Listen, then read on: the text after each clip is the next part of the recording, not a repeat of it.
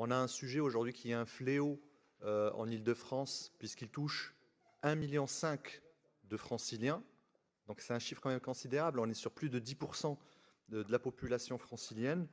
Et surtout, en fait, il s'agit aussi d'un problème de santé publique, puisque les punaises de lit provoquent des lésions dermatologiques graves, des conséquences psychologiques qui peuvent être très graves. À travers notre amendement, c'est ce qu'on propose, c'est-à-dire de faire à la fois des sujets qui permettent de mutualiser, donner des moyens pour faire de la détection, justement de l'insecte, pour pouvoir faire de la lutte mécanique et de la lutte chimique, mais pas seulement, puisqu'aussi il faut s'occuper des gens qui sont victimes de cet insecte, et donc avoir un interrogatoire clinique, à faire de la prévention, parce qu'il ne s'agit pas simplement de lutter contre l'existence et donc contre le symptôme, mais aussi d'essayer de chercher les causes et de lutter contre. C'est vraiment un amendement d'intérêt général, et nous vous proposons d'inclure ce point-là dans le budget 2022 consacré au logement. Merci.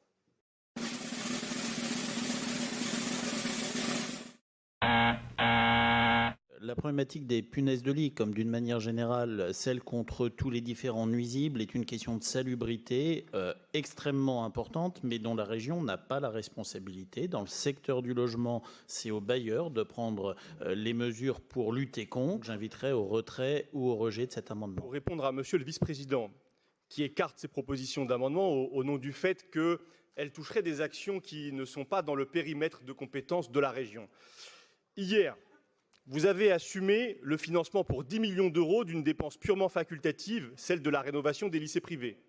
Hier, vous avez proposé le financement de drones, autant de dépenses qui n'entrent en rien dans le périmètre de l'action de la région. Donc vous faites un choix politique, celui d'une politique en faveur des lycées privés, d'une approche sécuritaire et au détriment des enjeux de santé publique et de la tranquillité des franciliens. C'est 1 500 000 des habitants de notre région qui sont touchés par ce fléau des punaises de lit, contre donc vous décidez de ne rien faire.